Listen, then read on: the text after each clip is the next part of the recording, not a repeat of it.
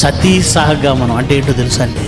భర్త చనిపోతే ఆ భర్తకు భార్యగా ఉన్న ఆమెకు బ్రతికే హక్కు లేదు. అలా బ్రతకూడదు, అలా బ్రతికుండడం అన్యాయం, దురాచారం అది. అందుకని భర్త చచ్చిపోతే భర్త చితి మీద భార్యను కాళ్ళు చేతులు కట్టేసి ఆ చితి మీద పడుకోబెట్టేసేవాళ్ళు. తెలుసా మీకు? తగలబెట్టేసేవాళ్ళు. ఎంత దారుణం అండి, ఎంత దారుణం.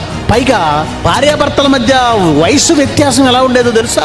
6 ఏళ్ల పిల్లకి 10 ఏళ్ల పసిపాపకి 70 ఏళ్ల ముసలాడిని చేశారు. ముసలాడు 70 ఏళ్ళకి చచ్చిపోతాడు. పెళ్ళయి కాళ్ల పారాయణ ఆడక ముందే ముక్కు పచ్చలాడిన పసిపిల్ల మంటల్లోకి వెళ్ళిపోవాలి. ఎంత దారుణం అండి. బ్రతికే హక్కు ఉంది మనకి. చావు దానికి అంతటి రావాలి, దేవుడు ఇవ్వాలి. కానీ ఏదో ఒక ఆచారం పేరు చెప్పి బ్రతికే హక్కును కాలరాసి నిండు ప్రాణాలను తీసేసేవాళ్ళండి. నిండు ప్రాణాలని రాజా రామ్మోహన్ రాయ్ కానీ విలియం కేరీ కానీ దీని మీద పోరాటం చేశారండి. వాళ్ళకి ఎక్కడిదండి జ్ఞానం? విలియం కేరీకి ఎక్కడిది? ప్రాణం తీయకూడదు. పెళ్లి ఒకవేళ భర్త చచ్చిపోతే ఆమెకు మళ్ళీ పెళ్లి చేసుకునే అవకాశం ఉంది, మళ్ళా పెళ్లి చేయాలి తప్ప చంపకూడదు. పోరాటం చేసి చట్టం చేశారండి.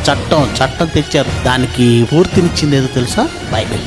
రోమపత్రిక 7వ అధ్యాయము 2వ వచనం నుంచి, గల స్త్రీ భర్త బ్రతికి ఉన్నంత వరకే ధర్మశాస్త్రం వలన అతనికి బద్ధురాలు.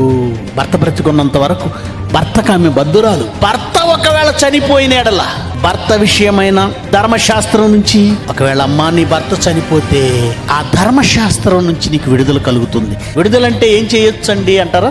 తర్వాత చదవండి. కాబట్టి భర్త బ్రతికి ఉండగా ఆమె ధర్మశాస్త్రం నుంచి విడుదల పొందెను గనుక వేరొక పురుషుని వివాహం చేసుకొని నన్ను వ్యభిచారిణి కాదు అంటే పెళ్లి చేసుకోవచ్చు. భర్త చనిపోయిన తర్వాత భార్య మరొక వివాహం చేసుకోవచ్చు. అబ్బబ్బబ్బా, ఎంత గొప్ప అభ్యుదయ భావం అండి, ఎంత గొప్ప జ్ఞానం అండి, ఎంత గొప్ప సంస్కృతి అండి. నిండు ప్రాణాలను తీసేయమన్న మూర్ఖపు సమాజాన్ని సంస్కరించింది మన బైబిల్. నా బైబిల్ నిండు ప్రాణాన్ని తీయమన్న దౌర్భాగ్యపు దురాచారాలని ఎండగట్టి ఈ దేశంలో, ఈ ప్రపంచంలో లేకుండా చేసింది బైబిల్.